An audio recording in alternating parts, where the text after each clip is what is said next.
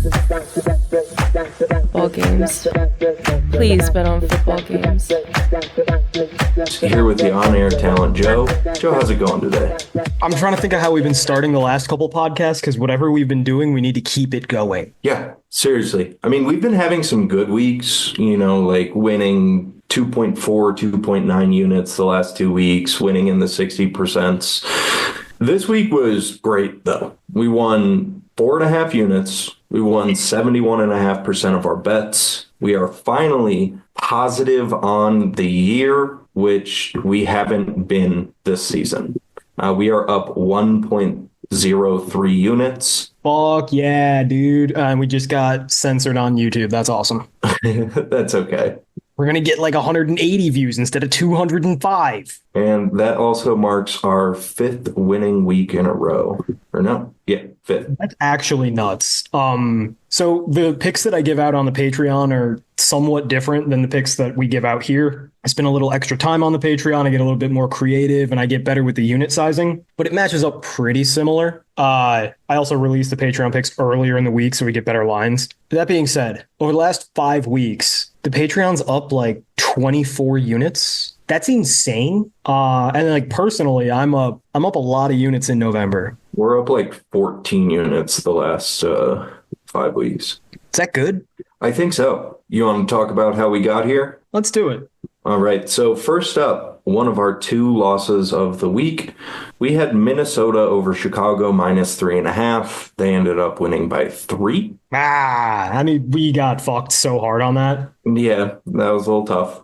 Now, we did have them in a little parlay, but we'll get into that later. I don't know. I mean, yeah, we got screwed a little bit in this game, but we also kind of knew what we were getting with a 3.5 line in bad weather in a divisional game. It just sucks to lose it. Like when you're winning a game by 10 with 2 minutes left, despite the team you bet on fumbling at the goal line. In all honesty, it should be at least a 13-point lead, probably more like 17 points. To win by 3 in overtime is just it's not the end of the world, but it is somewhat frustrating. And it's the kind of thing that could tip you over the edge if you weren't already having a sick week like we were. Yep, but not terrible. It happens. We'll live because of the rest of this segment. On to some wins. We had Tennessee over Houston. We had them +8. Didn't matter. Will Levis, baby. CJ Stroud, baby. CJ Stroud is exactly who I told you was. And for a year, people were bitching at me. People were saying, you were wrong. Apologize for your bridge quarterback grade on CJ Stroud.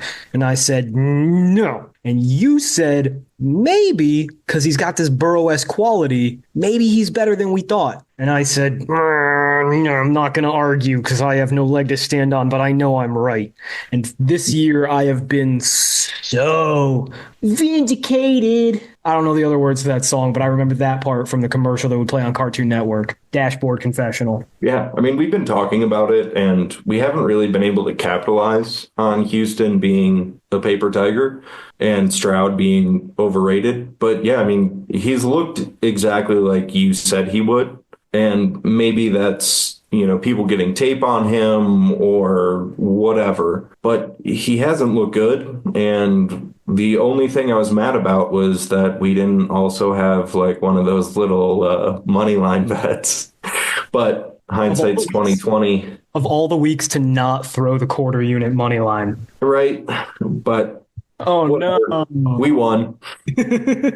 Next up, we had Seattle over Arizona money line. That was a +105 bet. Cashed. What a terrible game. Yeah.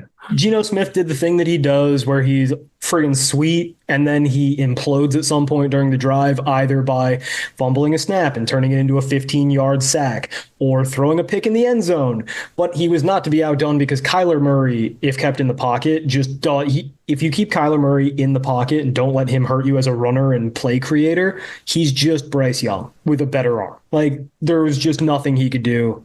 And then he threw us that lovely pick six to make up for Geno Smith's end zone touchdown pick. I think it was a very fair game. Both teams were equally turnover prone, and we totally deserved to win. I agree 100%. I have nothing to add. Next up, We had Philly over the Rams -3. That was a best bet. And boy, was that a nice best bet. Oh, never even a second of a doubt. It played out exactly like we said. Like, there was a moment where it was a little scary because the Rams were passing and looked like they were being aggressive. I thought they could have kept it close. That's fair. But then they kind of reverted back to giving the ball to your favorite running back in the world. I like that Kyron Williams doesn't have good stats in any realm. Like the analytics don't like him. The raw stats don't like him. The volume stats don't like him. There's no stat in which he's average. It's just bad, bad, bad, bad, bad. Like at least with Rashad White, he gets the raw volume stats like, oh, he only averages 3.4 yards a carry, but he got 1,000 yards rushing. He's good. Kyron Williams is not even going to do that. He's fucking terrible. And he fumbles constantly. It's truly fucking amazing. He must. We're not going to go there. We're not going to go there. This was where it's nice to be on video. Yeah. And I can see the thought go through your head, and you literally paused, looked out the window, and then went, I'm not going to do it. I was going to say that he must a mean. Either way, good best bet. That one was clean, deserved. We had a great read. Kyron Williams' knees after he finishes earning his playing time. You did a good job holding yourself back, but you could only stop yourself for so long. What do you mean? He grovels and begs. That's all. He says, please, Mr. McVay, one more carry. I won't fumble this time. And then he fucking does. It's not what I mean. The Rams haven't expended any high draft picks on like really productive, consistent, athletic running backs recently, though. So it's not like they really have another. Oh, fuck. Did they draft Blake Corum in the second round? Maybe third, but I think it was a day 2 pick, yeah. Oh, no. Oh, shit. Well, it's not like Blake Corum and Kyron Williams like played similar schedules in college and are like similarly aged and maybe even played against each other. You know, some way that we could compare them side by side. Oh, fuck. Notre Dame plays a lot of Big Ten teams, huh? Yeah, quite a few. Wow. Sean McVay making our alma mater look exactly how it deserves to look. Cradle of coaches, man. Cradle of dumb, rich bitches. Hey, John Harbaugh went there, too. Yeah, we got John Harbaugh. He's good. He's smart. Speaking of which, did we bet on the other Chargers? loss for the week? Yeah. We had the Los Angeles Chargers +3 against the Baltimore Ravens. They lost by 2 scores, 3 scores, something like that. No, just one touchdown. Really? It felt like more. Garbage time, baby. Well, it was just one of those things where, like, you knew that there was a 0% chance of the Chargers getting a stop if the Ravens wanted to get a first down. So even though it was only a 2-score game for the last quarter and a half, it felt so much worse, especially with Quentin Johnson dropping 4 or 5 balls and Josh Palmer dropping like 2 balls and Gus Edwards running up the gut for no gain. Jim Harbaugh fulfilled every promise that we suggested he would make in the summer. Just bad play calling, bad fourth down decisions, bad philosophy, really, really bad strategic coaching, which is really exacerbated by the fact that Jim Harbaugh doesn't do anything except for strategy. Like, he doesn't design or call plays on offense or defense. All he does is fourth down decisions and motivation. And when you do the fourth down decisions really, really bad, I don't know why you're here, really. So that was bad. The Chargers receivers are terrible. Chargers fans got really mad at me because I made the half-truth joke. I wanted to ask you about this, so I'm glad you're bringing it. Let's talk about it. So, like, there's the constant meme, of Dolphins fans particularly, who I've warred with for years because I love Justin Herbert. Like, there's the constant meme of, like, when are we going to blame Justin Herbert for this? Like, when are we going to hold Justin Herbert accountable for all the fourth quarter picks or, like, for not winning games or never winning whatever, like all this stupid shit. And I thought it'd be funny to kind of rip that off and be like, when are we going to hold Justin Herbert accountable for passing to Quentin Johnson, who can't fucking catch, especially when Ladd McConkey's wide open behind him? And it's like, on one hand, it would be silly and very Tuanani to blame Justin Herbert for throwing an accurate ball to an open receiver.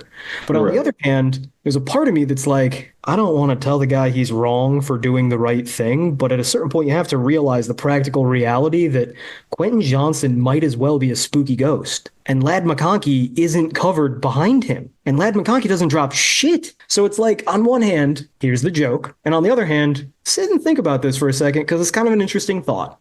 And Chargers Twitter just fucking lost their minds, lying about what happened on the play. I saw 4 different people bold-faced lie in response to a video of what happened. Like, there's a video of the play, and they're like, McConkey wasn't even looking. He was blocking. Well, here's a screenshot of him looking the entire fucking time.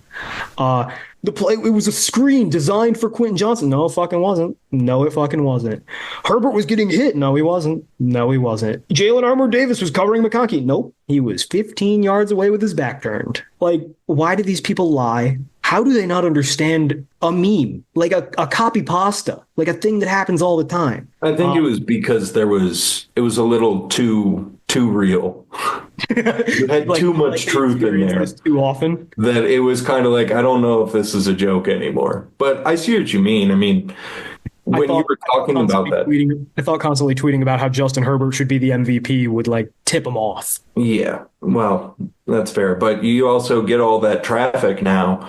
So you're getting people that have no idea who you are. True. Well, Chargers mad at me today because I suggested that rather than drafting Joe Alt, they should have drafted Malik Neighbors. They're very, very mad at me because I had the dastardly gall to cite pass block win rate from ESPN, which had the Chargers as the 15th best pass blocking offensive line last year before Joe Alt and before they replaced Will Clapp, who's only in the NFL because he has a funny name, with Bradley Bozeman, a legitimate starting center. So they upgraded at center from an average offensive line, and then they decided we don't need a wide receiver who's electric. We need another good tackle. And then now they just have like Jamari Salyer and Sam Mustipher, both dudes who can start in this league, sitting on the bench playing with themselves while Quentin Johnson slaps balls out of the air. He'd be a good defensive back. I just realized. Send an email. Nobody has as many swatted balls or pass breakups as Quentin Johnson. By the way, PFF says he has 4 drops on his career. That's wild. I mean, that's a sin. It's a lie. Because I don't watch many Chargers games, and I've definitely seen more than 4 drops. I mean, we saw 4 last night. But, I mean, I see what you're saying with that because, like, what I thought of is if he was on a team with Aaron Rodgers or Tom Brady, Quentin Johnson would never get the ball. He would get traded. Well, it's the same thing that we said last year when Herbert gets stuck with Brandon Staley. It's like he's such a good teammate and such a perfect guy that there's no asshole in him. There's no whining in him. So he's not going to complain and be like, yo, Mr. Owner, my coach is a fucking dipshit. Replace him. He's just going to say, no, I believe it's going to work. And then he just keeps ramming his face into the wall because his coach tells him to because he's too coachable. I tweeted it this morning, I think maybe last night, like Justin Herbert is too good of a soldier. He is too coachable. He will do anything you say. He will adopt and buy into your philosophy immediately, which means that Joe Lombardi's dumbass has him throwing short passes instead of being aggressive. It means Jim Harbaugh has him believing you got to run the ball. It means he's never going to give up on terrible wide receivers. He's never going to storm into the GM's office and say, I need a fucking star receiver, God damn it. And because of that, he's never going to accomplish that much because he's never going to be put in a position to succeed unless he's ridiculously lucky. And we know that doesn't happen to good quarterbacks. And he's so fucking good that those terrible coaches and those terrible receivers, they'll keep getting chances because he can drag them to the cusp of being enough. So they'll give ownership and executives hope, like, maybe it isn't Brandon Staley's fault that they keep losing. Maybe Justin Herbert can just transcend a little bit more and we can win anyway. Ooh, I know Quentin Johnson kind of sucks, but Justin Herbert's so good, maybe we don't actually have to help him at all. It's just Stafford without Calvin Johnson. It's Matt Stafford, yes. By the way, I watched Calvin Johnson highlights today for fun. Mother of God. All right. And then we had a teaser and a parlay. The teaser, we had Detroit -1.5 and Tampa money line. That was a 2-unit bet at -120. That obviously hit. Both teams crushed their opponents. I think the Bucs were a little lucky to win by 30. I don't actually think. I think they could have scored 40 easy. We could have just done that one as a straight up parlay and made a lot more money, but I'm not going to complain about a win. And then we had a actual parlay that we teased Minnesota from, or didn't tease, we just bought it down from 3.5 to 2.5, and then Detroit down to -1.5. That was a +105 bet that hit because Minnesota won by 3. So lost by a half point, covered by a half point. It all evens out. That's a plus 4.5 unit week. Hell yeah. Hell yeah. On to the games? Yeah, let's talk about it. Thanksgiving football. First up on Thursday, 11:30 a.m. at Central Time, we have the Chicago Bears going to play the Detroit Lions. The Lions are minus 10. All right, so every year we do a thing. We make our turkey picks where we force ourselves to pick every single Thanksgiving game because we know goddamn well that you degenerates are going to sit, eat stuffing, and bet every single game. So we're not going to put units on all of them necessary, but we will tell you a bet. I don't want to put units on this one, but there's a very clear bet in my opinion. I mean, I would go Detroit. I want to go Chicago. Hey, we got a turkey cigarette bet. I mean, I wouldn't want to bet on this game either, but... Well, we have to pick a side because the listeners are going to get drunk and gamble. It's a holiday, Alex. No, I mean, you make a great point. First of all, when in doubt... we can do a cigarette bet, even though I don't really feel anywhere near strongly enough to want to do a cigarette bet on it, but... Well, I mean, I still have the cigarette bet because I still have the cigarette from Green Bay, although it's not very fair because nobody on San Francisco actually played. I was about to say, I think that one's void when their two best players and their quarterback that has all the familiarity in an offense where familiarity is everything was out. So yeah. All right. So my handicap is simple. I actually don't mind the Lions as a pick, and that's why I'm not betting this game personally. When the Lions play football like we play Madden. The Lions want to win every game by as many points as they can win every game by. Because fuck you, that's why. Dan Campbell is a gambler's dream because he wants to cover. Not necessarily because he cares about the betting, but because he wants to win every game as dominantly as possible. That makes them a prime candidate. And their record against the spread in games where they're laying more than a touchdown is insane. I mean, they're 9-2 ATS this year, and one of their losses is because Baker beat them in Detroit. They win and they score lots of points when they win. Yeah, they cover big numbers. Yeah, because they want to, right? Because most teams that are a 10-point favorite can cover if they care to, and the Lions do care to. You see it in college football all the time, right? Like one of the most classic, like old-fashioned handicapping stories is somebody being like, I heard the Florida State boosters are betting big on this game, so Florida State's going to try to cover. And if your team is trying to cover a big number against an inferior opponent, they fucking will. The reason I want to bet Bears is because I think the Bears are much improved and will actually give the Lions a hard time. The Lions have been playing some fucking dregs of the NFL lately. I think that's fair to say.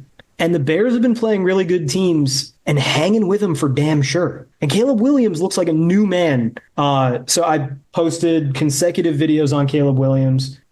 Please go watch those because for some reason, like people are watching all the other videos more than usual and nobody's watching Caleb Williams videos at all, which is weird. Maybe I've been blackballed. But Thomas Brown, the interim offensive coordinator, is definitely earning an offensive coordinator job next year. Maybe not for the Bears, hopefully not for the Bears, but definitely for somebody. He's got a basic game plan when calling plays of just like, we're starting the drive off with easy shit. Here's a screen. There's an RPO. There's a swing pass. Build a rhythm, get some confidence going on. And then once Caleb Williams is feeling himself and he's going and he's in a flow state, then you start throwing 10 yards downfield. And once he nails a couple of curls and maybe a comeback or an in, then you attempt the more difficult throws. So it works and it's a progression, right? Rather than first down, first play of the game, throw it deep, see how you feel. You know, like he's working with Caleb's seemingly fragile psyche. He's also preaching, look at your first read. If it's easy and it makes sense to you, throw that bitch. And if it doesn't, just run. And that's not a sustainable solution. That's not like a recipe for being a great quarterback for over the course of a career, but for 5 or 6 games to end the year, absolutely suitable. So I think the Bears are underrated because I think that they have upgraded dramatically at offensive coordinator. I think Caleb Williams is playing legitimately good ball, and I think that they can keep it relatively close. Also, the Lions have always just struggled with the Bears' defense because the Bears' defense doesn't do anything. So you can't catch them snapping if they're just going to play base defense every play. And a lot of the Detroit Lions offense is about misdirection and like pulling people away from their responsibilities. There's nowhere to pull. It's cover 2. It's Tampa 2 every time. Yeah, my read on it was that we were just talking about how Minnesota should have beat them by a lot more. True. And Detroit won. It's Thanksgiving in Detroit. They're going to be especially hyped up for it. That place is going to be rocking. And on a short week, I think coaching matters a lot more. And the Lions have much better coaching. The Bears have a lot of young guys at key positions on the offensive line, and obviously Caleb Williams. So I worry about that, and I feel like that leads to a lot of turnovers or mistakes because it's loud, it's Thanksgiving, and you're playing a team that's better than you. So I was kind of like, well, they've been beating everyone by 30 points anyway. Yeah. The Bears have been playing a lot better, but they're still not on the same level. And the environmental factors, I think, shift towards the Lions. But it is 10, so I don't really want to touch it. Well, that's the thing. I don't actually want to bet it because I think all your points are very valid. And like we said at the beginning, the Lions are going to win by as many points as they can. They're just going to keep scoring until they can. So I don't advise you to bet on this game. Find it'd be a fun idea. Bet a team total instead, actually, let's check that for my own purposes. So the line is 48 minus 10. 38 divided by 2 is 19. So the Lions team total is going to be like 29. It's actually probably kind of tough. I don't want to bet that. Or you just end up doing a Turkey Day parlay or teaser or something. Ooh, true. Just keep that in mind. All right, let's move on to game 2. Next up, we have the New York Giants going to play the Dallas Cowboys. The Cowboys are minus 3.5. I hate the NFC East because it's so bad, but all the teams are so marketable that they just keep beating us over the head with them. And then when they beat each other, people are going to legitimately be handicapping this game and be like, I don't know, man, Cowboys, they just beat the Redskins. They're pretty sick. They beat the Redskins. Redskins are a good team. It's like, no, the Commanders are not a good team. They are an average to below average team. The Cowboys beat them with a lot of special teams luck. That doesn't make either team good. It just makes them incestuous. And then you throw the Giants into that mix, and it's like, ugh. Sharp side is definitely the Giants. If I had to bet, I'd bet the Giants. Same. If Drew Lock plays, the Giants. But it looks like there's a chance that the Giants might actually start Tommy DeVito with a bad throwing arm. He hurt his forearm on his right arm, and they're thinking about playing him anyway. They shouldn't play him healthy. What are they do? If they play Drew Lock, this is a game. This is a very competitive game, and I bet Giants. I think I legitimately bet Giants. Plus 3.5? Yeah, same. I agree 100%. Plus 3.5. The Cowboys are still not a good team. It's still Cooper Rush, right? Yeah. Yeah, you're getting the hook. It's two bad teams, but with Tommy DeVito with a hurt throwing arm, I don't think you can bet on them. Well, that's the thing. We're not entering this in the contest because I can't be sure who the quarterback is a day and a half ahead of kickoff, which is insane. But the Giants are a mess right now. And I feel bad for Giants fans because, our boy Rod, shout out Rod, was asking me today. He's like, what do we do with Dable? Do we fire him? And I'm like, I don't want to fire Dable, but you kind of have to fire Dable because you have to get Joe Shane out of there. He's a terrible GM. Yeah, I had high hopes for him, but he's bad. I was always skeptical because the Joe Shane's claim to fame is he was in Carolina and they built a great roster. And then he went up to Buffalo and he built that great Bills roster. And I'm like, wait, what great Bills roster? I see a below average roster plus Josh Allen, but that's not a special roster in any regard, especially when he was there. You got Stephon Diggs. You traded the Justin Jefferson pick for Stephon Diggs. That's nice, I guess. Okay. You got to fire Joe Shane. And if that means you have to get rid of Brian Dable, it sucks, but go throw all your money at Ben Johnson or Liam Cohen. It's New York. You'll attract somebody good.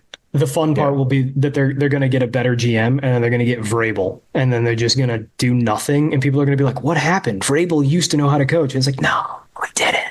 He had a really good roster and a really good veteran quarterback, and all he likes to do is punt. Him and Harbaugh are just the same guy. It's the funniest thing because they embody like the stereotypical machismo coward. Like, oh, all I do is talk about being tough and like playing tough guy football, but actually all I really want to do is punt and hide with my mommy. Like, if you were really tough on 4th and 2 from midfield, you wouldn't give the other ball to the team and forfeit like a coward bitch. You'd call a risky play because you have nuts, like Dan Campbell, who's actually tough. Yeah. Like being tough. He's definitely going to get a job, though. I mean, you were talking to me today about Belichick and Vrabel are both getting jobs. 100%. They're both getting jobs, and they're both going to have losing records unless they stumble into elite fucking quarterbacks. And then people are going to be like, how could this happen? Like, because you guys don't know what you're fucking talking about. I see a lot of Patriots fans, too. Like, we need to fire Mayo and get Vrabel. It's like, they do the same exact shit. Do you understand that they're the same fucking guy? Like, they played the same position for the same team and have the same philosophy on football. How the fuck do you think they're different?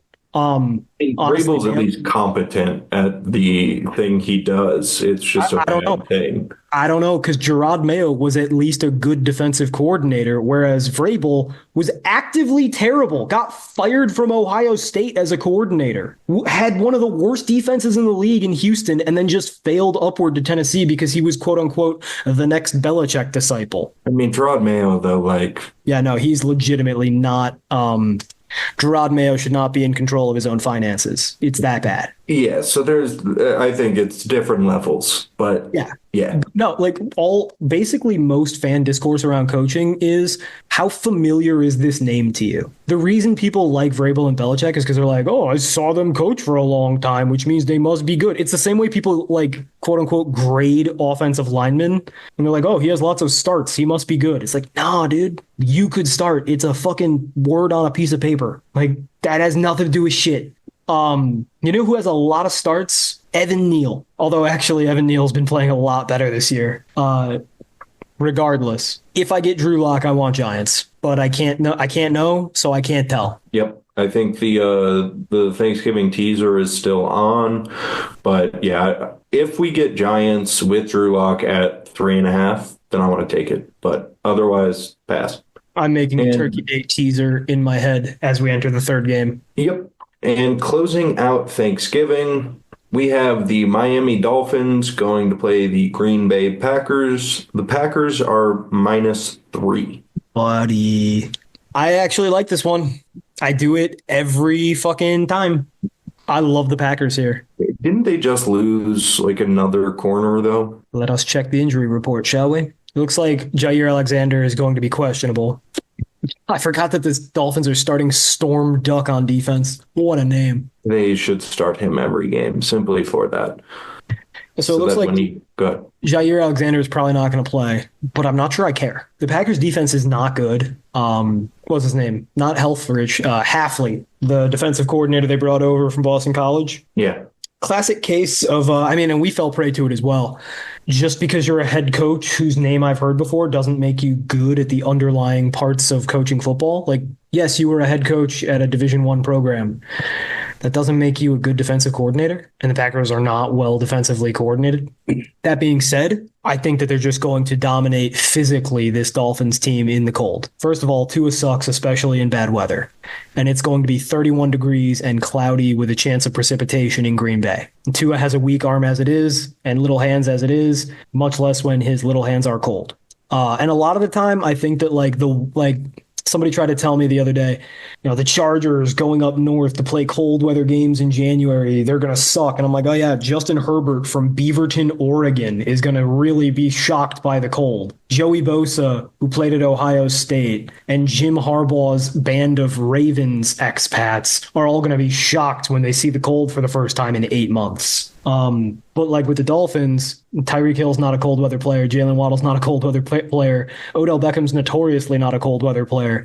Tua Tagovailoa hates the cold. Like, I actually think that this is one of the few games where the temperature does kind of matter. Additionally, while I don't love the Packers defense and defensive scheme, they're still running a lot of zone. And when you run those softer zones, Tua's middle of field, 10-yard downfield shots go away. So I kind of like the matchup. I think I get the much better team, similar coaching in a much more advantageous environment, and I'm only laying the field goal. Plus, Tucker Kraft is Lakota. Yeah, I mean, I like Green Bay because 3 is a good number. They're at home, and I agree that they're going to be able to bully a little bit in this game. I am worried about the Dolphins having 3 huge plays that then eliminate our advantage or steal the cover from us. Just because the Packers defense is not good, and I really don't like their secondary, especially if Jair Alexander's out. I mean, both of their starting corners are probably out, right? You're going to be starting Keyshawn Nixon and is it Corey Valentine? Carrington Valentine. And then Javon Bullard coming out of the slot. I like the safeties are good, and I will take the loss. I thought Xavier McKinney kind of sucked, but he's just so smart. He's so fucking smart. The Packers are doing some weird poop, rotating Carrington Valentine and Eric Stokes. I think that's dumb. I love Eric Stokes. Hopefully they're smart enough in this particular game to know that Eric Stokes' speed and stickiness is extremely important for handling Jalen Waddle and Tyreek Hill. But I guess the alternative is not so bad either, right? Because if they're playing Valentine, it means they're saying we're playing lots of soft zone, and that's not what Eric Stokes does well. So, but the contrapositive is that, if they're playing soft zone, that's a good schematic matchup for this Dolphins offense rather. I really stumbled through that. But either way, it just emboldens me to like the Packers. Either they're playing a guy who's got the physical skills to match up with Tyreek Hill, which is rare, or they're playing a scheme which is advantageous for shutting Tua down. And by the way, Tua sucks, but because the Dolphins have been playing weak teams lately and scoring some points, people are excited about them again. Like, congrats on scoring 34 points against the Raiders and Patriots. Congrats on very narrowly beating the Rams, who kind of suck. Like, I still don't think that they are a good offense, and I don't think their defense is particularly great either. Their defense has been on an uptick lately because my boy Chop Robinson has been balling out. I was about to say, he's been looking incredible. I love Chop Robinson. He's sick, but he's very small, and he's a speed rusher. And I don't think that's going to fly, A, because the Packers have very powerful tackles. So, like, when they get hands on him, it's over. And B, because the Packers are so fucking good with running the ball and playing play action. It's going to be tough to run the ball against Calais Campbell and Zach Seiler, like, admittedly, but it's all outside zone. Defensive tackles can't control the outside zone. It'd have to be a 4-man effort. And I don't think that the Dolphins have that kind of juice. Additionally, this game is going to come down to Jordan Love throwing a fucking prayer and either Christian Watson or Romeo Doubs just snagging it on the sideline for no reason. And there's your 40-yard gain, and it's a 7-point swing. I don't know. It's a battle of overrated quarterbacks and great coaches. But again, I get the better team, the home field advantage, and a big environmental advantage. Also worth noting, we saw it a lot last week with the 49ers. And Tom Brady actually did a really great job explaining it. Receivers in the NFL are dumb and don't want to wear the proper cleats. When you play in Green Bay, because it's real grass on real dirt, and it's always wet in Wisconsin and Illinois, you've got to wear screwed on cleats. Like, you have to wear the real cleats with like the real studs. But those slow you down, and they don't look as cool because they're a little bit clunkier. Like, you can't make the Jordan looking ones with the actual stud spikes. Most people wear molded cleats, which are just regular ass shoes with a tiny little plastic bump. And they're very fast. And they're great for not AstroTurf, but like artificial turf and hybrid turf, or even dry grass like you have in Arizona. But this is Green Bay. It's slippery. And you're going to have very fast receivers whose entire game is speed, who are not used to the terrain, who are not used to wearing cleats, that are, let's put it, I don't know how to say this, but like Tyreek Hill and Jaden Waddle are not the kinds of guys to go function over fashion. They're the type of guys who really like fashion and driving Lamborghinis like 120 miles an hour on side streets. Like, Tyreek Hill's a flashy motherfucker. That's half his reputation. He calls himself Cheetah. He will be wearing molded cleats. I bet you everything. And he will be slipping all over the place. So I think that's another small advantage that weighs in Green Bay's favor. I think there's too many little things that add up to Green Bay winning this game. Yeah, I just think they're a little bit cleaner as a team as well. Yeah. So, and at 3, why not? Mm-hmm. So is that going to be an official bet? That's an official bet, and it's going to go in our turkey parlay. Speaking of, what are you thinking for the turkey parlay? All right, I am thinking for the turkey parlay, Lions -2, Giants +7.5, and Green Bay money line. What's that number look like? You throw those together, it's +175. That's fun. Yeah, I think that's a bet. Obviously, the Giants scare me because we don't know who's playing quarterback, but touchdown with two teams that are kind of giving up on the season. Look, I don't want to play that. I don't want to make that an official pod play, but that's the turkey play. You want to have some fun? That's the fun. I will not be betting that because of the Giants. Yeah. I'll bet the other two. Yeah, but you probably lose a lot of your value when you take the Giants out. Well, let's see. Let's see if I just parlay Green Bay money line and Detroit -2. That's still 110. Okay, well, that might be the bet. That. All right, a second bet. Detroit -2, Green Bay money line. I'm betting that'll be a 1-unit bet. Yeah. At +110. -110. Oh, -110? Yeah, it's not that. Still a good bet, but less fun. I just placed it myself. All right, you want to move on to Sunday or Friday? Forgot. Yeah. Black Friday game. We'll talk about Friday briefly. On Black Friday, we have the Las Vegas Raiders going to play the Kansas City Chiefs. The Chiefs are -12.5. Ha! Sunday. Yeah, no thank you. Honestly, the Chiefs are going to lose that fucking game. It reeks of that, but you can't bet on the Raiders. It would be very smart of the Chiefs to intentionally lose that game and keep Antonio Pierce around for another year. And that would do it.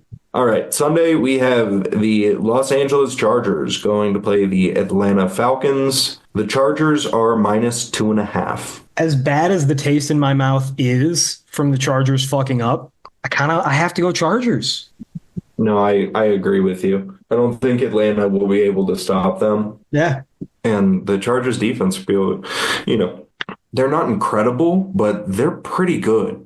Well, the thing about the Chargers defense is that they're always there. And like the reason the Ravens were having so much fun against them is because Dion Henley's there, Joey Bosa's there, Tui Tuipulotu is there, but they can't make the tackle because Derrick Henry is gigantic. But as good as Bijan Robinson is, he's not as hard to tackle. And the offensive line for the Falcons is not as good as the Ravens. I think the main thing is you're going from Lamar to Cousins, and Lamar is playing better than Cousins is right this year.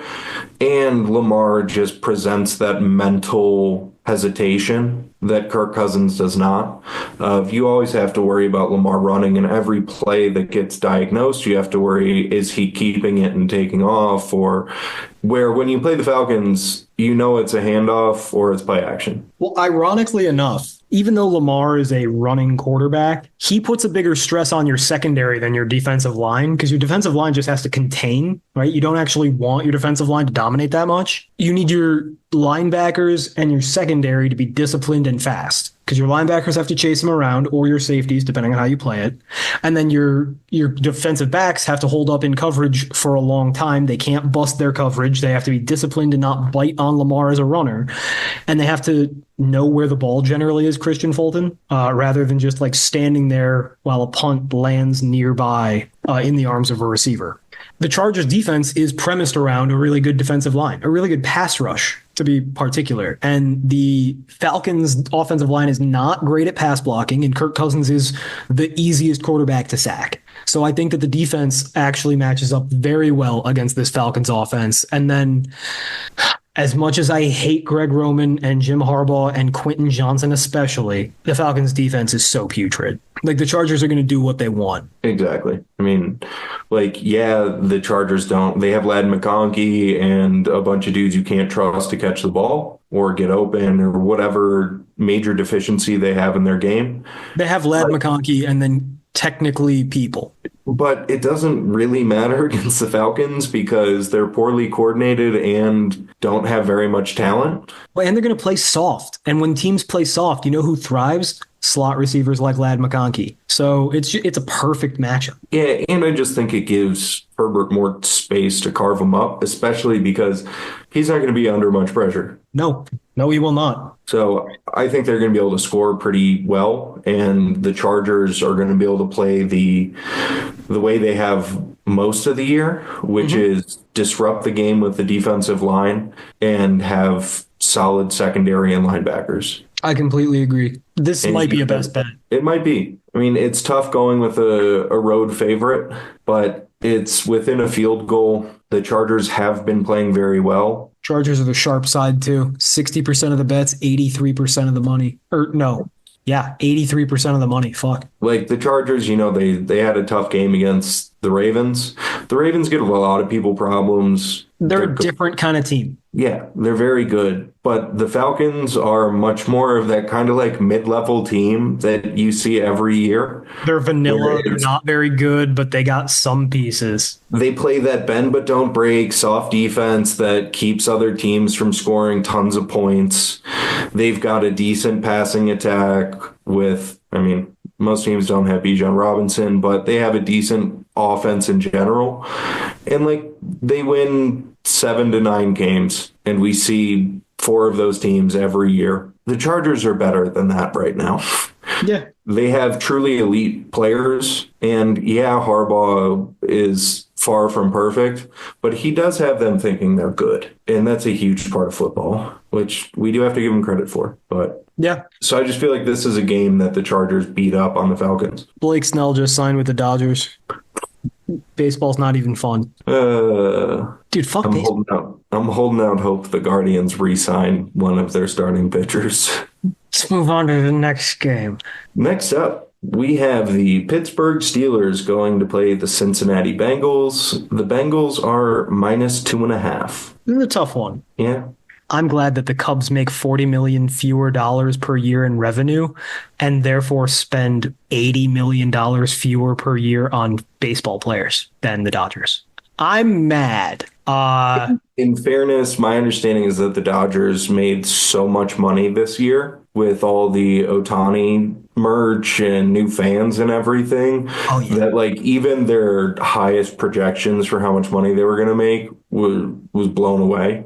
Yeah, so they probably make a little bit more than that. Wait a second. Are you telling me that getting good players and winning games is profitable? Who would have thought? Money? No, you have to put a mediocre product out there every year and make your fans hate you. That's how you make money. I mean, you could also be the Angels who spend $200 million every offseason and win 75 games. But this is a football podcast. Thank you. All right, so we'll snatch you out of that spiral and talk about some good old AFC North football. The Steelers are going to sack Joe Burrow 8 times, right? Yes. Joe Burrow is prone to taking those things, and the Steelers' defensive line is just sick.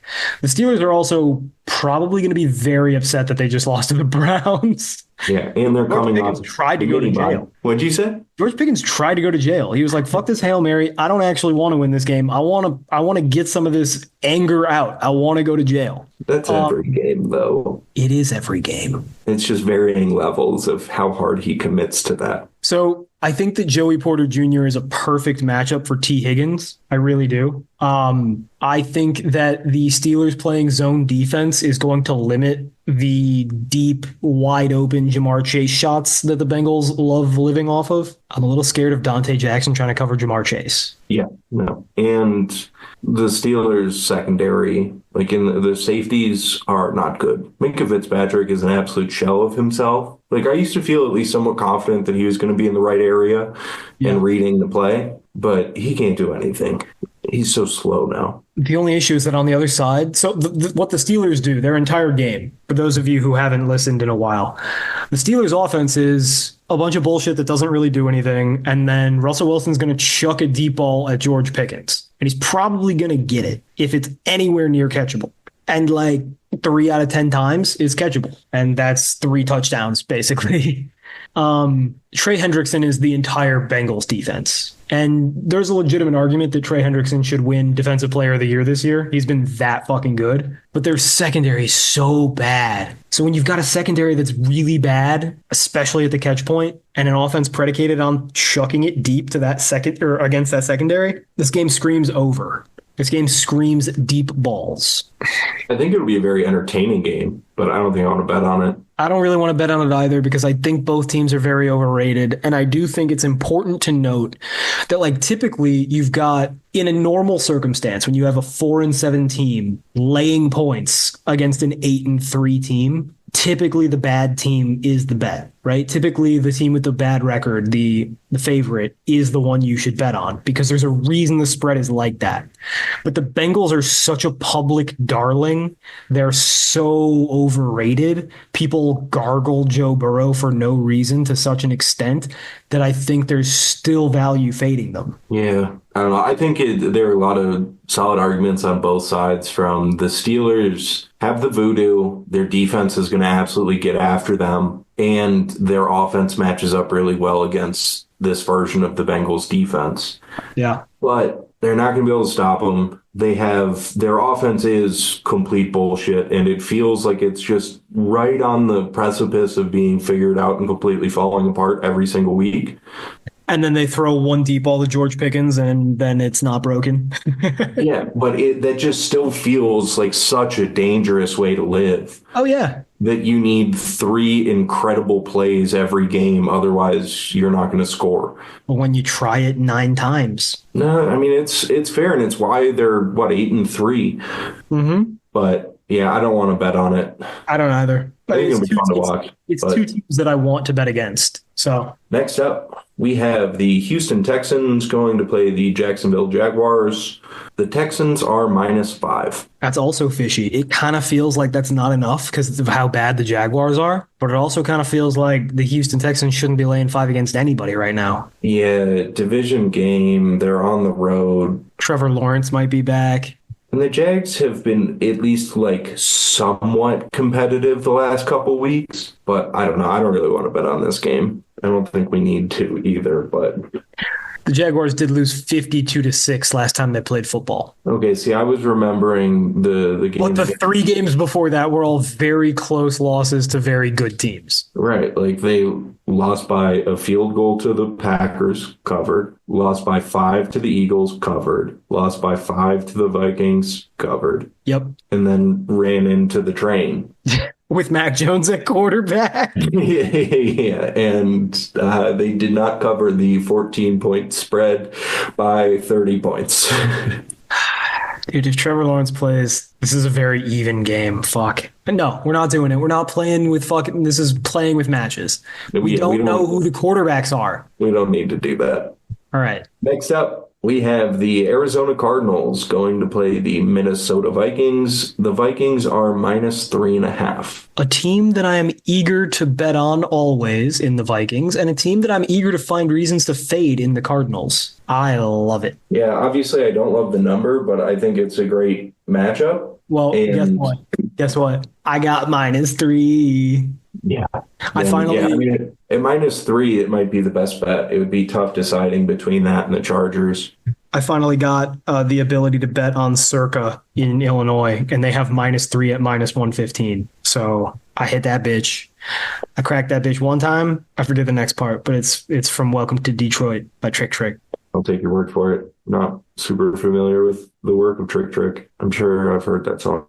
Regardless. Nah, I'm looking up the lyrics. 3.5 worries me because Sam Darnold, as much as he's been playing good, he does have moments of being terrible, and a lot of them keep coming near the goal line. And I like their defense against the Cardinals. I think they will be able to frustrate Kyler and bait him into some turnovers. But I don't think that they're going to completely shut them down to the point that a couple untimely red zone turnovers won't kill us. I pull this motherfucker out right here. Motherfuckers don't want to talk no more. Come out with them 9s and shit. When I come back this motherfucker and crack them bitch one good time, don't want to talk no more. Hell nah, every time. Please believe it. The motherfucker said it right there. Trick, trick. I have nothing right now. I got nothing. I didn't pay attention to anything you said about the game, too, because I was so intent upon finding that. I love that fucking song, dude. All right. The Cardinals can outrush the passer. The Cardinals have shitty corners. Sam Darnold's going to fucking eat, dude. I know he's a fraud. But it doesn't matter because the scheme is great and the receivers are great and the protection's really good. And he's not that bad. He's better than a Brock Purdy. He's better than a Jimmy Garoppolo. He's better than a fucking Nick Mullins. Hell, he might be about as good as a Kirk Cousins. Might be. So I don't think he is. This year, I think he is. But Kirk Cousins, when he was in Minnesota before he destroyed his leg, fair. I love this Vikings team too goddamn much on offense, so I think they're going to score like 30 points. On defense, we just saw it. The Seahawks made a blueprint for how to just destroy Kyler Murray's brain, and they put it out there. And Brian Flores, the genius that he is, the best defensive mind in football, just got to see it. He's going to do the same shit. And it's already the kind of stuff he does. Dropping 8, containing the quarterback, using Andrew Van Ginkel like a white human chess piece, just everywhere, doing whatever, doesn't matter. I fucking love the Vikings in this game. I'll lay the 3.5. I don't want to. I won't personally for real because I found the -3, or I could just turn it into -1 or money line and bundle it with some shit. Like, for instance, Detroit -2. But for the contest, yeah, let's take Minnesota. Fuck them. Yeah, the thing I said earlier was, obviously I like the bet because we really like Minnesota. Arizona, we are not very high on. But my worry goes into Sam Darnold. He's played well. He's functioned in the offense really, for the most part, pretty clean, even in tight situations. But he keeps turning the ball over in the red zone. Yeah. And it's taking away like a touchdown or two a week. The last couple weeks, at least. Yeah, and Aaron Jones is no saint with that either. Yeah. Aaron Jones fumbled at the goal line last week as well.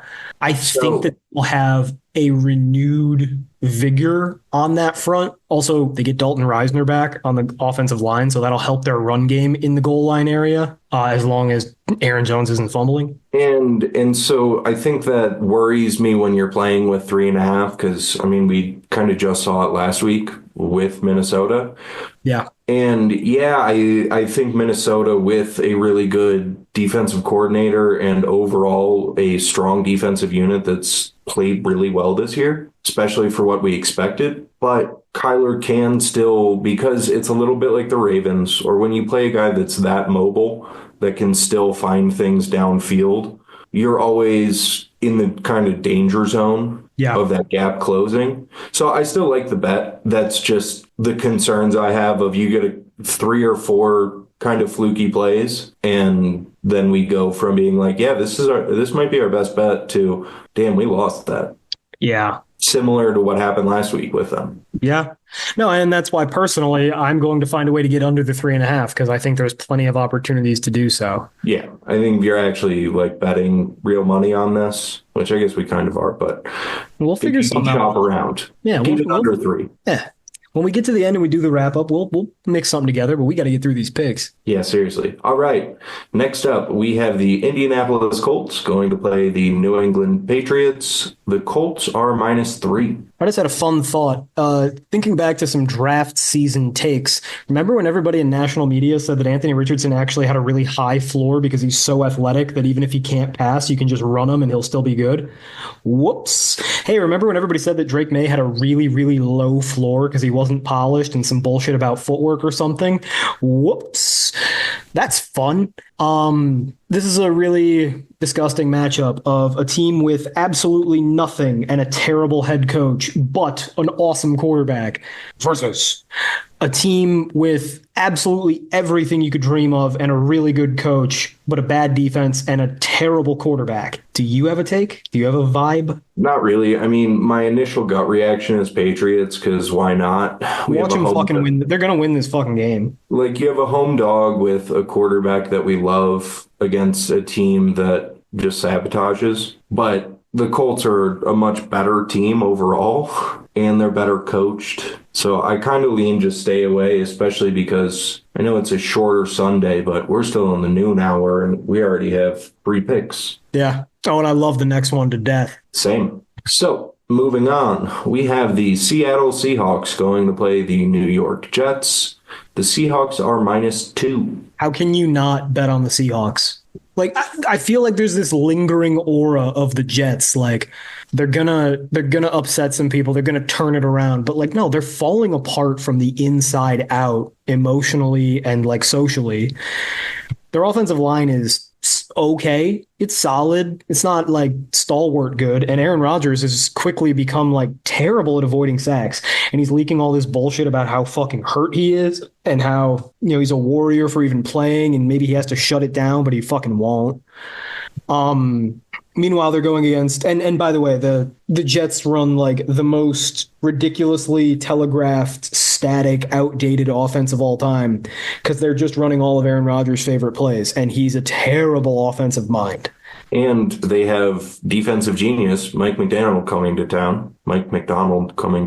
Exactly. And then on the other side, Geno Smith revenge game, going back to the scene of the crime where he got punched in the face. And you've got a defense that, like, the thing that's the weak spot on the Seahawks offensive line offense is supposed to be the offensive line, right? Because Charles Cross rules and Connor Williams did rule, but then he quit football for no reason a week ago. And then the rest of the offensive line is spotty, and Abe Lucas is like rusty, working himself back into shape at right tackle. Well, that's fine because the Jets have one defensive lineman worth a damn.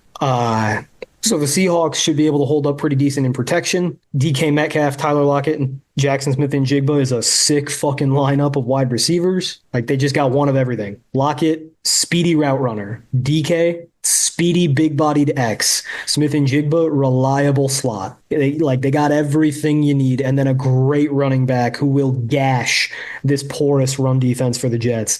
I think that the Seahawks are going to run away with this game. I think this line is Aaron Rodgers nostalgia and nothing more. The Jets are not playing for anything. It is over. Wrap it up. Seahawks. Yeah, see, now that we talk about that one, I think that's going to be my best bet. We have a few games we really like this week. I mean, it's square as hell. Every fucking casual is going to be betting on the Seahawks, but I'm with them. Yeah, I mean, I don't know what the allure of the Jets is. Well, it's Aaron Rodgers. They're coming off a bye. They had time to figure things out. Theoretically, I think they're still capable of making the playoffs with a 9-8 record, but they're not gonna. There are leaks talking about maybe they're going to sit Aaron Rodgers down. Yeah. All right. I don't think we need to talk about it anymore. We're going to bet it. If we lose because Aaron Rodgers has a complete throwback nostalgia game, such is life. Such is life. The Seahawks are playing better right now. They have a more talented roster. They've got better coaching. It's just hopefully Geno doesn't self-sabotage, and hopefully Rodgers plays like he has for most of the last 5 years. Yeah. But next up, we have a game that will inevitably drive Joe insane. The Tennessee Titans are going to play the Washington Commanders. The Commanders are -5.5. I'm torn because someone that Alex and I know as Unk, immediately upon seeing the opening lines for this week said oh, dude, I'm going to go to Vegas and put 20 grand on this. And my immediate response is, please don't do that. This being Titans over Commanders. Right. On the spread. Unk does not like the Commanders. Unk thinks that Jaden Daniels is dog shit. Unk is not wrong. But it's so impossible to trust the Titans because they literally do have the worst special teams of all time. And we joked about that early in the year, and then we joked about it a few weeks ago, haha. But it really is. They've lost 68 points this year to special teams. Oh my God. Yeah. That's like a touchdown a week. Almost. Yeah. And so, how people talk about, Will Levis with the catastrophic turnovers that always turn into points, and it's the worst luck possible, right? Yeah. The Titans have lost 53 points to turnovers from the entire team, not just Will Levis. So they've lost 2 touchdowns more worth of points to special teams. Is that bad? Yes. No, it's literally the worst ever. And it makes it really hard to bet on a team because even if you're right, you could just gift the other team 7 unexpected points out of nowhere that you never calculated for, because not once in my life have I ever considered special teams as part of a handicap, because usually they're all close enough that it doesn't matter, but usually they're not the worst of all fucking time. We have to treat this line like it's Tennessee -2. Basically, we have to treat this line like, will Tennessee win the game? And you know what? I still think they fucking will. I kind of do too. Here's the thing. If you've watched any of my YouTube videos this season on Will Levis, you know that my slogan with him is give him time and he will give you dimes, because he is arguably top 5 in terms of just ability to pass from a clean pocket in the NFL. The arm talent, the incredible accuracy. The dude's one of the most accurate quarterbacks in the NFL, and nobody seems to notice or care. The problem, the knock on him, is that he takes too many sacks. Like last week when he got sacked 8 or 9 times, depending on if you want to count the one with a holding attached to it. Well, I watched every snap and I posted a video. And if you ask me, in a vacuum, and Will Levis was a guy named Bob Jones who I'd never heard of before, I'd say 2 of those sacks were his fault. 2 out of 9. He was pressured 18 times, 19 times if you count the holding. That's insane. What if his name is Will Levis? And then I blame him for 3 because I don't want to be a homer. I don't want to be biased. It's nuts. J.C. Latham. So again, all year I've been bitching and saying, like, if J.C. Latham is your top 10 pick and he's almost certainly your best offensive lineman right now, why are you giving him help instead of Nick Petit-Frere, the right tackle who does not belong in the CFL? Well, last week against the Texans, they finally said, yeah, that's actually, you're right. We're going to leave J.C. Latham on an island against his old teammate, Will Anderson. And I don't know if Will Anderson is sure that J.C. Latham exists in a corporeal form because he ran directly through him, not joking, 4 times. Like Latham was not there. He didn't run around him either. He ran around him 1 time. But the other 3 times, it was literally like, I'm faster, I'm stronger, I'm quicker, you suck. And they ended with J.C. Latham on his butt. In fact, on the 60-yard throw, Will Levis had a 60-yard throw to Calvin Ridley. No big deal, just 60 air yards, whatever, fuck it. Perfect on a dime. To add to that, J.C. Latham, like in the throwing motion, Will Levis hit his shoulder on J.C. Latham because he had been pushed directly into Will Levis's lap, like they were grinding, such as freshmen at homecoming. Homecoming got banned at my first high school because the freshmen in my freshman class went too hard at homecoming. How long did you get suspended? I didn't get suspended. I'm not going to tell. I'll tell a story after the podcast about something else that happened that night that was very funny, but 2 other things that are very, remind me after we finish. Okay. But so I say all of this to say that the Titans offensive line is the worst of the season, possibly the worst I've ever seen. And it is the entire problem for this offense. The play calling is okay enough. The quarterbacking is good. The receivers are solid. It's just the offensive line. And if that could hold up, they could do everything else so much better. Enter the Washington Redskins. Not a single starting defensive lineman on the roster. It's amazing. Their premier edge rusher is Dorrance Armstrong, a mediocre defensive tackle. You also just have shit in the secondary. Like the Commanders' defense is terrible. Thank God for PFF's number 4 graded linebacker, Bobby Wagner, who also happens to have one of the very worst pass coverage grades amongst linebackers in the NFL. But boy, can he stuff a halfback dive along with every defensive tackle in the NFL if they were to stand up and play middle linebacker. Flip to the other side of the ball. I fucking love the Titans defense. I think their defensive coordinator is very good. I think it's Weaver, I believe. Forget his name, but they brought him over from Baltimore and he's been awesome. And like in a few years, he'll get a head coaching job because he's that good of a defensive coordinator. And I won't even hate it because he's that good. He's Mike McDonald. He's next. I want to say it's Anthony Weaver, but I'm probably wrong. Doesn't matter. How the fuck is Jaden Daniels the 3rd best quarterback, PFF? God, I hate this website. But the layout to see who's actually starting this week is so convenient. Yeah, it's beautiful, just wrong. Yeah, like the information is terrible, but the opinion is terrible. The objective data is good. The Commanders' offense is premised around quick passes and running game, right? Well, you can't run on Jeffrey Simmons and T'Vondre Sweat, period. And while the quick passes will neutralize Harold Landry, who is a beast once again, one of the highest pass rush win rates again, you just got really good rangy tacklers in the back 7. Like Brownlee is tackling well. Both Hooker and Brown, the safeties, are good tacklers who can step up in the slot. And then Baker and Kenneth Murray, like they're not good linebackers, but they're fast linebackers and they'll get to the spot. They'll be able to chase down wide receivers and tackle them. So I think the matchup is good. I think that the one big thing they're missing when they make this line is everybody thinks Will Levis sucks. And not only does Will Levis not suck, but in this particular game, the thing that's been handicapping him, the thing that's been holding him back is not there. The pass rush. Fuck, I like the fucking Titans. Yeah, I mean, I'm actually on board with you too. The Commanders have not been able to move the ball as well recently. The Titans, although they can still give up a lot of points and give up stupid points with like breakdowns and whatnot, that happens to everyone. And overall, they're a very talented defense with a solid coordinator. I don't see Washington turning around their, I'm not going to say offensive woes because they're still scoring points, but they've struggled the last few weeks.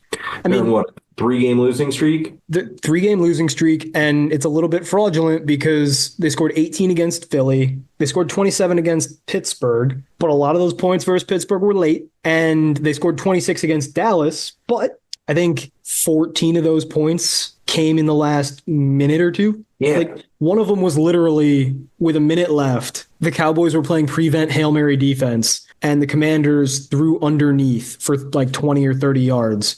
Like, there were no defenders in the area because everybody was expecting a Hail Mary or something. And then Terry McLaurin took it 60 yards after the catch for a touchdown. It was literally a 15-yard throw that ended up being an 80-yard touchdown. So that's like not real offense. That's not sustainable. Don't count that. If you're just looking at competitive football, when the Commanders had a chance to win the game, like a reasonable chance to win the game, in the Cowboys' estimation, when the Cowboys were trying, scored like 9 or 12 points. And this is the best defense. Well, no, it's on par though with the Eagles or Steelers, in my estimation. Yeah, I agree with that. So I don't think that they're going to, blow the doors off the Titans. It's mostly just a question of, do we think the Titans score more or less than 21 points? Against one of the worst rushing defenses that also cannot rush the passer. The Titans being a team that runs the ball very well and is really good in the pass game when they can hold up in protection. I love this. I fucking love this, dude. Titans are going to win. They're going to have 4 wins on the year, and I have all that money on over 5 wins that I thought was lost, and it's going to get me back. I'm going to feel hope, and they'll probably squander it somehow, but maybe. Are we doing Titans money line? We'll figure it out in wrap up, but I think we're going to do both. That's what I was thinking too. I think we're going to do like 1 unit Titans plus 5.5, and then like a half unit on the money line, which is plus 210, plus 220. Let's see. Plus 210. All right, let's move on to the 3 o'clock hour. First up, we have the Tampa Bay Buccaneers going to play the Carolina Panthers. The Bucs are -6. Look, I think the Bucs win this game, but I don't want to touch this spread at all. Dave Canales knows Todd Bowles, so he knows that the answer is just throw short, especially over the middle. Bryce Young can't throw over the middle, so it's actually kind of advantageous to Todd Bowles, but Bryce Young looked really good last week, and I don't want to step in front of that with a coach that I don't trust at all, especially when I don't need to. Yeah. The way that I've found during the bye week, I did some soul searching because I love betting on the Buccaneers because I think Baker Mayfield is so underrated. And I realized that if I had never bet on the Buccaneers this year and I instead just bet on their team total over, I'd be rich as fuck because my entire season got hijacked. I was actually off to a really good start this year. And then when the Falcons played against the Buccaneers on Thursday Night Football on October 3rd, I accidentally put $20,000 on the Buccaneers when I meant to put 10. And I lost in dramatic, heartbreaking fashion, and that really put me behind the 8 ball. If Todd Bowles had just closed that game out, I would be the richest man alive right now after the November I just had. But so the total is 46, and the Buccaneers are favored by 6, so their team total will be about 25-26. They're going to get 30 points. So Bucs team total over basically every week until I die. That's a very smart way of getting around the Todd Bowles factor. Yeah, I get to bet on the guy I like and the thing that I think is good without betting on the guy that I hate. And in fact, the guy that I hate makes it more likely that the Buccaneers score more points because his defense is so bad that they have to keep scoring. Yeah, roll over. Team totals don't come out until later in the week, though. So if you want to know the exact line and whether or not I would like to bet it, I guess you have to follow the page and give me $10 a month. But I think that's enough for that game. Next up, we have the Los Angeles Rams going to play the New Orleans Saints. The Rams are -3. This is a pros game, dude. People don't understand. This is going to be a really good football game. And nobody's going to watch it because I'll be watching the next game we talk about. But the Saints are not bad. They have a 4-7 record, but you got to remember they played like 3 or 4 games with Spencer Rattler and no wide receivers. And like Chris Olave's career is over, but they got Marquez Valdez-Scantling, who's a professional football player instead. They also got their entire offensive line back and their quarterback back. And Derek Carr has been good this year. People don't notice because they're losing, but they lost when he was hurt.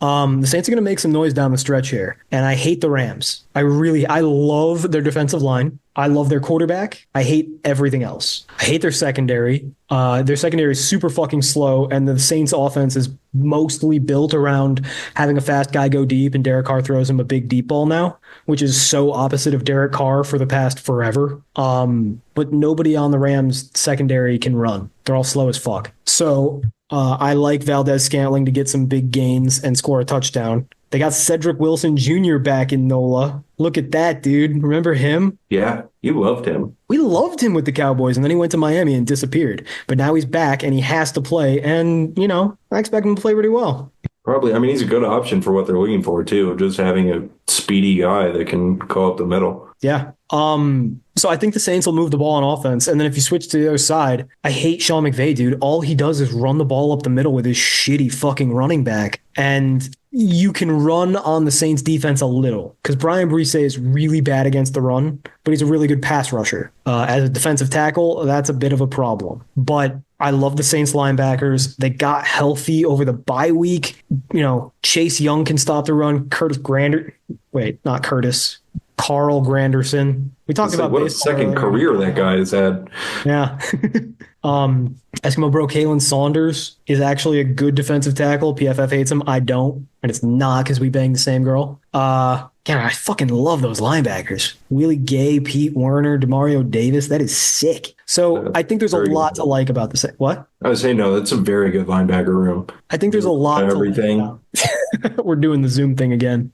Let me finish a thought, Joe. Finish your thoughts, all of them. I was just kicking in to say that I like their linebackers. They can fill a lot of roles and are very good at a lot of different things. True. Go ahead. I fucking like the Saints. It's terrifying. I hate it, but I think they're going to fucking win this game. They might.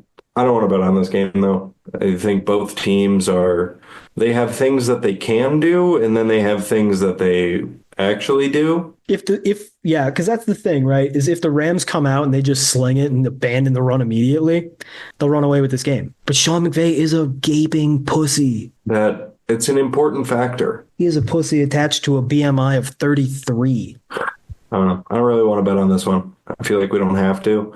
It's an actionable one. I mean, it is a home dog, and the Rams have not really been anything special the last few weeks. You could talk me into New Orleans. I don't want to, though, because it is terrifying. Mm-hmm. But we have a lot of bets. We can circle back. Yeah. Closing out the 3:00 hour, we have the Philadelphia Eagles going to play the Baltimore Ravens. The Ravens are -3. Do you like this one? I mean, I kind of want to bet on the Ravens. I kind of want to bet on the Birds. They're the Eagles. All right, so let's break it down. What makes the Ravens dangerous? It's the combination of Lamar Jackson and power running game. How do you power running game against Jordan Davis and Jalen Carter? Yeah, they just lost Brandon Graham, who I know he's not as good anymore, but he fucking was last week. But he has his moments, and I think he's a very important personality for that team. Yeah. So I think that definitely hurts. I agree it will be tough for them to run. I mean, it's going to be tough for them to get to move the ball in general. So I'm saying, dude, so we said earlier in the podcast, it's counterintuitive, but Lamar Jackson doesn't stress your defensive line. He stresses your secondary. And when you've got Reed Blankenship, who is so smart as a safety, and you've got Quinyon Mitchell and Cooper DeJean, who are so good at corner, and Darius Slay's fine enough, right? And then Zach Bond and Nakobe Dean are so athletic and so good in space, especially Zach Bond. Chauncey Gardner-Johnson gets lost in coverage, but he can fucking come up and make a hit, which is what you need against Lamar, and it's what you need with all the fucking yak that the Ravens get. I think it's a good matchup. Plus, it's Vic Fangio, who's just a fucking genius. He's been around. He's seen this shit. Yeah. And then flip to the other side. The Ravens are famous in betting circles right now because they're just amazing against the run and fucking putrid against the pass. It basically comes down to do A.J. Brown and Devontae Smith torch, Brandon Stevens and Marlon Humphrey. And that's where I get scared for the Eagles, is that the big reason their offense has been so good is because they've been able to run like crazy and Saquon's been nuts. They've hit their timely throws like they have in other years, but I don't feel like their passing game is that much different. It's that the run game's so productive. Well, they're going to be able to take that away a lot. And now they're going to confuse Hurts, who scares us and is definitely a worse quarterback than Lamar, especially this year. Oh, yeah. No, that is true. Like, if we're saying that the way that you win this game for the Eagles is for Jalen Hurts to go off, I'm saying, oh no, that's not the answer. That's not what I wanted to hear. That is what has to happen. Fuck. Plus, I just trust Harbaugh. And granted, I mean, the Eagles obviously, like, they're aggressive on fourth downs, but I just feel like Harbaugh is smarter and more buttoned up in like more facets of that, where it's not just that he's aggressive on fourth downs, it's that he's smart with the clock and manipulating the other team into doing stuff. No, John Harbaugh's he's a better version of Nick Sirianni. Sirianni is the generic brand John Harbaugh. No, I totally agree. It's a tough one. I feel like there's an edge on the Eagles that I see, but it's scary and I don't like it enough to make it one of our 5. And we already have 7 bets that we like. Yeah, we have so many bets. So I'm fine with just passing this one because we don't really need to. Yeah, I'm probably going to bet this in real life because it's a fucking primetime. Oh, it's not a primetime game. If I have a good noon hour, I will end up betting this game. But let's go to Sunday night. Been waiting all day. We have the San Francisco 49ers going to play the Buffalo Bills. The Bills are -7. That's just too big a number. Yeah, I don't want to touch that, especially until we know who's playing for the 49ers. True. Although I don't think it matters. I actually think that people are going to underrate Brandon Allen. I think he was just about as good as Purdy last week, especially like once you factor in that were he to play this week, he'll have another week of reps and familiarity. He lost like 10 to 14 points due to just either him or his receivers falling down last week. And he actually opens their offense up a lot more because of his arm talent. But, yeah, no, I'm not betting on the fucking 49ers here. This is a no bet for me. And it's tough to bet on the Bills -7 because the 49ers after a holiday, too. Like, that's a prime letdown spot. So we'll pass it and move on to Monday night. We have the Cleveland Browns going to play the Denver Broncos. The Broncos are -5.5. All the money is on Denver. 90% of the money, only 60% of the bets. And I kind of like the Browns yet again. I mean, you said we should have bet on them last week, and that was a great bet. Yeah, but I was lucky as fuck, too, though. Yeah, absolutely. Fuck, dude. Jameis. I got so excited by that game that I went and graded every Jameis game expecting to see like, no, he is good.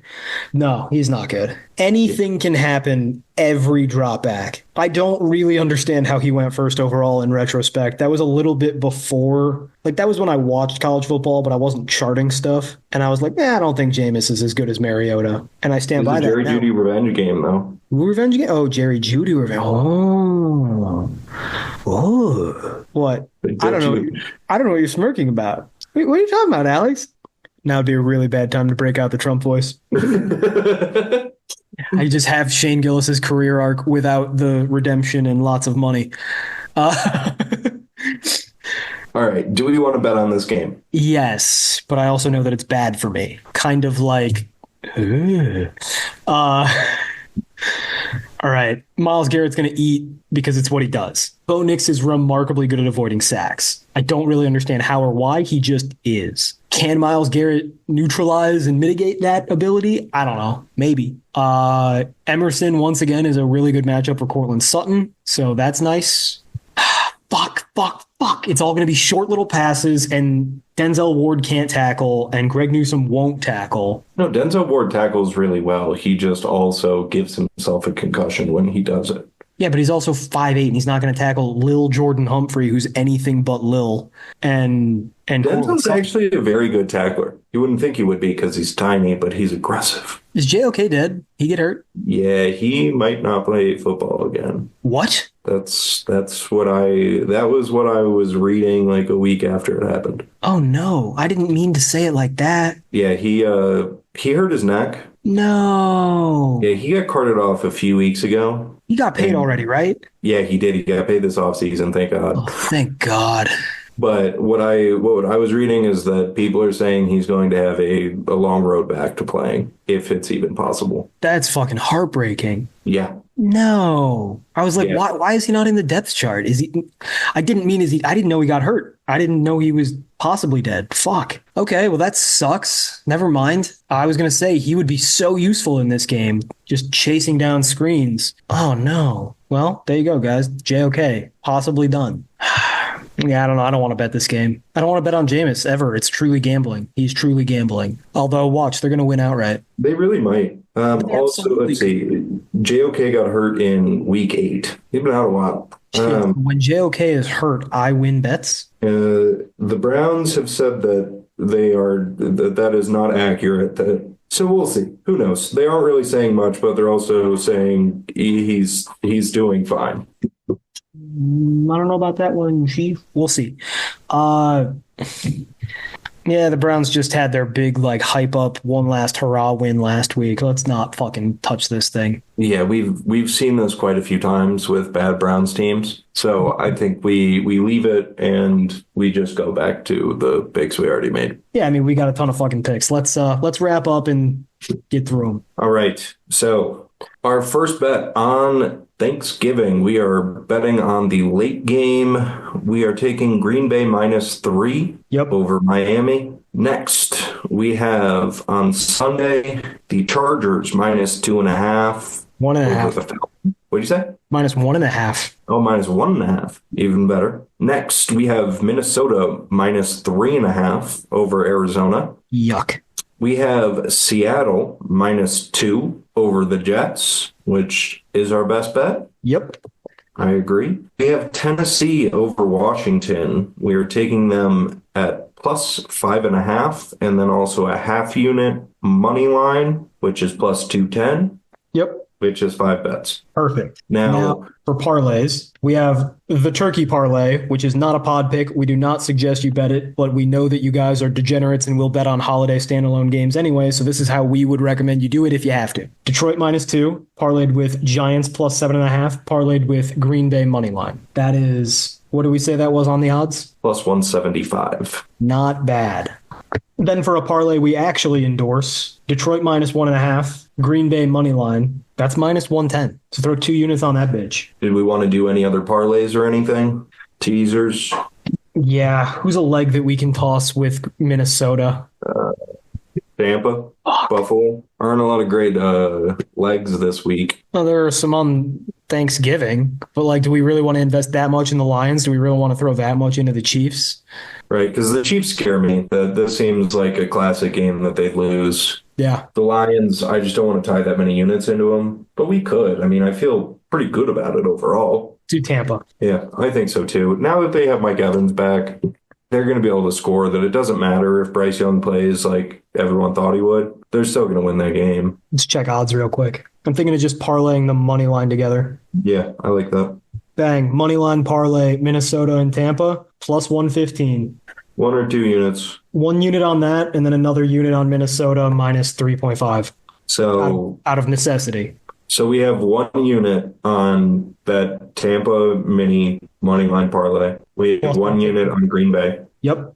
We have 1 unit on the Chargers. Should we do 2 units on the Chargers? We could. I mean, I feel like we like that one a lot. Yeah, let's do 2 on the Chargers. 2 units on mini. 1 unit on mini, 1 unit on Tampa mini money parlay. Okay. So it's just 1 unit on the -3.5. Yep. Okay. And then Seattle, 2 units -2. Tennessee is 1 unit. And then half a unit on Tennessee money line parlay. Or not money line parlay, just money line. And then 2 units on Green Bay money line and Detroit -1.5. No, Yeah. make that 1 unit. Make that 1 unit so that we only have 2 units total on Green Bay winning. Yeah, I'm good with that. So Green Bay -3 for 1 unit. Chargers -1.5 for 2 units. Minnesota -3.5 for 1 unit. Seattle -2, 2 units. Tennessee +5.5, 1 unit. Tennessee money line, half a unit. Green Bay money line parlayed with Detroit -1.5, 1 unit. And Tampa Bay, Minnesota money line parlay, 1 unit. Holy shit, dude. We put together a feast for these guys. Yeah, this was an absolute card. I really hope that we win because it was something to work all this way to get back over 500 and then lose. We just lose 9 units, and it's just like, yeah, well, we might be able to break even if we win 3 units a week for the rest of the season. No, I like these bets. I like this. No, I do too. All right. That wraps it up. Everybody have a happy Thanksgiving. And whether you like pumpkin pie or you like sweet potato pie, please bet on football games. Hasta. Everybody have a happy Thanksgiving. And whether you like pumpkin pie or you like sweet potato pie, please bet on football games. Hasta.